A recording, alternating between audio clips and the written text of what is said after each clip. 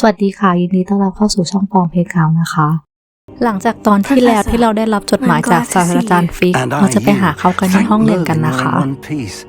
ฟิกเองก็ตกใจที่โทรโจมตีฮอกสมีธเราเล่าให้เขาฟังว่าเสื้อเกราะของโทรก็มีออร่าเหมือนกับปลอกคอของมังกรที่โจมตีเราตอนเรามาโรงเรียนกันและเราแอบได้ยินบทสนทนาของแลนล็อกและล็อกวูดที่ตั้งใจมาจับตัวเราถ้ากอบดินและพ่อมดสายมือร่วมมือกันพวกเขาต้องการล็อกเก็ตที่เราได้มาจากธนาคารกริงกอตอย่างแน่นอนเราสงสัยว่ากอบดินที่ธนาคารร่วมมือกับแลนล็อกหรือไม่แต่ฟิกเชื่อว่าถึงแม้กอบดินที่ธนาคารจะไม่เป็นมิตรแต่พวกเขาซื่อสัตย์รู้จักในธนาคารที่เสียชีวิตได้เมื่อเราถามว่าฟิกค้นพบอะไรเกี่ยวกับล็อกเก็ตเขาบอกว่าข้อความและเมื่อเขาอ่านออกเสียงแผนที่ฮอกวอตส์ก็ปรากฏขึ้นแต่เขาไม่รู้ว่าเบาะแสชี้ไปที่ไหนแต่เรามองเห็นร่องรอยเวทมนต์บริเวณเขตห่วงห้ามของห้องสมุดเราอยากจะไปในทันทีแต่ฟิกบอกว่าการตามเรื่องนี้อาจเป็นอันตรายและอยากให้เราเรียนกับศาสตราจารย์เฮกกัดเพิ่มเติมอีกนิดหน่อยดังนั้นเราต้องไปหาเฮกกัดซึ่งเธอจะสอนอินเซนดิโอหรือคาถาจุดไฟให้เราแต่ก่อนที่เธอจะสอนคาถานี้เฮกกัดขอให้เราทำภารกิจบางอย่างก่อนซึ่งได้แก่ชนะดวลคอสวอลรอบ2และฝึกใช้คอมโบคาถากับลูเคนนะคะดังนั้นเราต้องไปหาลูเคนและทำภารกิจทั้ง2อย่างโดยเราเลือกแข่งทัวร์นาเมนต์คอสวอลก่อน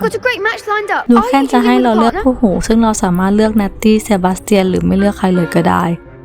ซึ่งเราตัดสินใจเลือกเซบาสเตียนเพราะรอบที่แล้วเราก็คู่กับเขานะคะในรอบนี้เราต้องทำลายเกราะสีฟ้าด้วยฟอสเปลหรือคาถาบังคับเช่นอาร์คิโอหรือคาถาเรียกของนะคะจริงๆแล้วเราสามารถดูจากสีเกราะได้เลยค่ะถ้าเกราะสีฟ้าก็ต้องใช้อาร์คิโอที่มีสัญลักษณ์สีฟ้าส่วนเกราะสีเหลืองก็ต้องใช้เลวิโอโซซึ่งมีสัญลักษณ์เป็นสีเหลืองเพราะคู่ต่อสู้ไม่สามารถสู้ได้แล้วก็ใช้คาถาพื้นฐานตามปกติสิ่งที่ต้องระวังก็คือถ้าเราเห็นอาร์รอบๆตัวเราต้องม้วนตัวลงหรือใช้โปรเทคโกกับศัตรูไฟนอกจากนี้แต่ละคาถายังมีเวลาคูลดาวน์ถ้าเราดูที่หน้าจอด้านขวาล่างถ้าใช้คาถาเดิมตอนที่ยังคูลดาวน์อยู่จะใช้ไม่ได้และดูเหมือนมักเก็ตเซนจะช็อตซึ่งทำให้เราเสียเวลาต่อสู้ขึ้นไปอีกเมื่อดวลชนะแล้วเราก็มาฝึกใช้คอมโบคาถากับคุณซ้อมกันนะคะโดยจะต้องทำคอมโบตามที่เห็นด้านบนของหน้าจอให้หมดถ้าทำคอมโบผิดหรือฝุ่นตกถึงพื้นจะถือว่าฝึกซ้อมไม่สำเร็จเมื่อทำภารกิจทั้ง2อย่างเสร็จแล้วเราจะไปหาศาสตราจารย์เฮกกัดกันอีกครั้งเพื่อเรียนคาถาเอนเซนดิโอกันนะคะเมื่อเราเรียนเสร็จแล้วเราจะเรียนวิธีเปลี่ยนคาถาในช่องสล็อตคาถาและสามารถฝึกเพิ่มเติมกับคุณในห้องได้เมื่อเรากลับไปหาศาสตราจารย์ฟิกเพื่อไปห้องสมุดด้วยกันทันใดนั้นศาสตราจารย์แบ็กอาจารย์ใหญ่จะปรากฏตัวขึ้นและเรียกฟิกไปพบด่วนเราจะนึกได้ว่าเซบาสเตียนเคยพูดถึงการแอบเข้าไปในเขตห่วงห้ามในห้องสมุดดังนั้นเราต้องไปคุยกับเขาเซบาสเตียนบอกว่าเขาอยู่ที่ร้านไม้กวาด3 อันและเห็นเหตุการณ์ที่เกิดขึ้นและอยากรู้เกี่ยวกับล็อกวูดแต่เราเลือกไม่บอกความจริงเหมือนเดิมนะคะเซบาสเตียนเองก็ไม่ได้คาดคั้นและหวังว่าเราจะบอกเขาในอนาคตตอนนี้เราต้องบอกเซบาสเตียนว่าเราจะไปเอาอะไรบางอย่างให้ศาสตราจารย์ฟิกแต่สิ่งนั้นอยู่ในเขตห่วงห้ามและฟิกไม่สามารถไปเอาได้เพราะเขาถูกแบ็คเล่นตัวไปพบเซบาสเตียนยินดีจะช่วยและให้เราไปหาเขาด้านนอกห้องสมุดคืนนี้เราสามารถถามได้ว่าจะเกิดอะไรขึ้นถ้าเราถูกจับแน่นอนว่าถ้าเราโดนจับก็อาจจะถูกกักตัวสิ่งหนึ่งที่เราต้องระวังก็คือพีฟหรือผีโปรตไกด์ซึ่งเป็นผีที่น่ารำคาญและส่งเสียงดังนอกจากจะชอบพังของแล้วเขายังขี้ฟองด้วยตอนนี้เราและเซบาสเตียนจะแอบอยู่ตรงบันไดฝั่งตรงข้ามห้องสมุดแต่เนื่องจากมีพรีเฟกต์หรือหัวหน้าบ้านเดินตรวจยามอยู่เซบาสเตียนจึงสอนคาถาพรางตาให้กับเราซึ่งอาคมจะช่วยให้คนอื่นมองไม่เห็นเราถ้าเราเงียบและไม่เข้าใกล้คนอื่นมากเกินไปตอนนี้เราก็ไล่คาถาพรางตาและย่องลงบันไดไปถ้าเราเข้าใกล้คนอื่นเกินไปเราจะเห็นคำเตือนดังนั้นเราก็ค่อยๆรอจังหวะคนอื่นเดินไปที่อื่นแล้วก็ย่องเข้าไปในห้องสมุดกันนะคะแต่เมื่อพอเรามาถึงห้องสมุดก็จะพบว่าบรรณารักษ์ยังอยู่ดังนั้นเซบาสเตียนจะล่อเธอออกมาจากโต๊ะเพื่อให้เราไปหยิบกุญแจเราสงสัยว่าทำไมเราไม่ใช้คาถาแต่เซบาสเตียนบอกว่าบรรณารักษ์รู้ว่าเขาใช้คาถาสตอกรได้เลยลงคาถาต้านไว้ตอนนี้จึงใช้ได้แต่กุญแจเท่านั้นเมื่อเราเอากุญแจมาได้แล้วก็ไปหาเซบาสเตียนที่รออยู่หน้าเขตห่วงห้ามแล้วลงไปด้วยกันนะคะอย่างไรก็ตามในเขตห่วงห้ามจะมีผีเฝ้าอยู่ดังนั้นเราต้องใช้ปุ่ม L2 เพื่อเล็งและใช้คาถาพื้นฐานล็อกผีให้ออกจากตรงนั้น จากนั้นเราก็ลงบันไดไปข้างล่างในตอนนี้จะถามเซบาสเตียนว่าเขามาหาอะไรในเขตห่วงห้ามเขาบอกว่าเขาพยายามหาวิธีรักษาแอนน้องสาวฝาแฝดของเขาเพื่อให้เธอกลับมาเรียนที่ฮอกวอตส์ได้อีกครั้งเขาเองก็ถามกลับว่าเรามาหาอะไรแต่เราเองก็ไม่รู้เหมือนกันจนกว่าจะเห็นด้วยตาของตัวเอง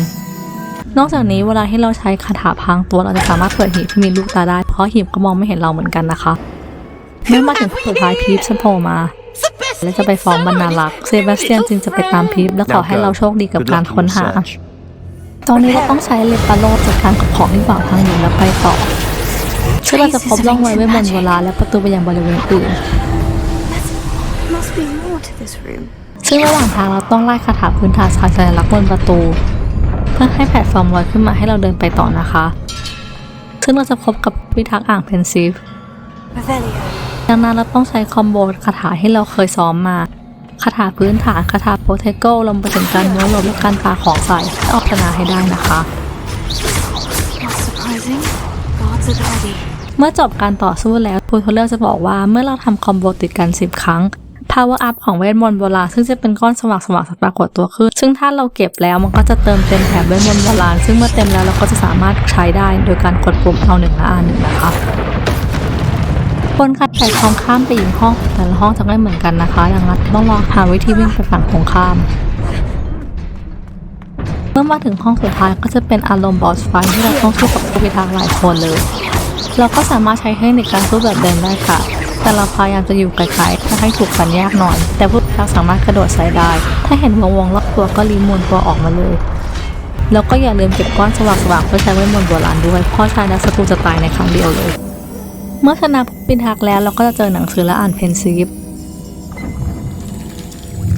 ซึ่งในความทรงจำเราจะเห็นแร็กแฮมและพ่อมดแม่มดคนอื่นๆเดินทางมาที่หมู่บ้านกันดาร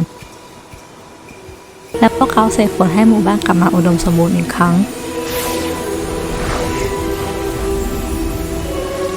โดยเด็กผู้หญิงคนหนึ่งเหมือนจะมองเห็นอะไรบางอย่างภาพจะตัดมาที่ความทรงจำอีกอันเด็กผู้หญิงคนนั้นคืออิซาโดลามอร์กานัตเธอเข้ามาพบกับศาสตราจารย์ฟิซเซอร์อาจารย์ใหญ่ของฮอกวอตส์รวมถึงแร็กแฮมและคนอื่นๆโดยอิซาโดลาเองก็เข้าเรียนเมื่อตอนปี 5เช่นเดียวกับแร็กแฮมเหมือนกันเธอเล่าว่าเธอจำได้ว่าพวกเขาคือคนที่ช่วยหมู่บ้านและวันนั้นเธอเห็นแสงเวทมนต์รอบหมู่บ้านแต่พ่อของเธอคิดว่าเธอคิดไปเองฟิซเซอร์บอกว่าแร็กแฮมก็มองเห็นเช่นเดียวกันและไม่มีใครเคยเห็นสิ่งนี้มาก่อนสิ่งนี้ก็คือแสงที่เกิดขึ้นเมื่อมีคนใช้เวทมนต์โบราณอิซาโดลาสงสัยว่าถ้าเธอเห็นก็แสดงว่าเธอสามารถใช้ได้หรือไม่ทุกคนบอกว่าเธอต้องฝึกฝนและต้องเรียนทุกอย่างในฮอกวอตส์ให้จบก่อนและขอให้เธอเก็บเรื่องนี้เป็นความลับในตอนนี้เราจะกลับมาที่ห้องสมุดอีกครั้งเซบาสเตียนถูกบรรณารักษ์จับได้และจะแจ้งเรื่องไปยังอาจารย์ใหญ่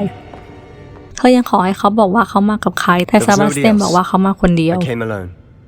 เมื่อเราเอาหนังสือไปให้ฟิกเราจะเห็นเขาคุยกับศาสตราจารย์ชาร์ปซึ่งไม่อยากเชื่อว่าเลนล็อกร่วมมือกับล็อกวูดแต่พอเห็นเราเข้ามาเขาจะจบบทสนทนาและออกไปจากห้องเพื่อไปสืบหาข้อมูลเพิ่มเติมเมื่อเราแจ้งฟิกว่าเราเจอหนังสือในพื้นที่ใต้เขตห่วงห้ามเขาขอดูหนังสือและพบว่าหน้าบางส่วนหายไป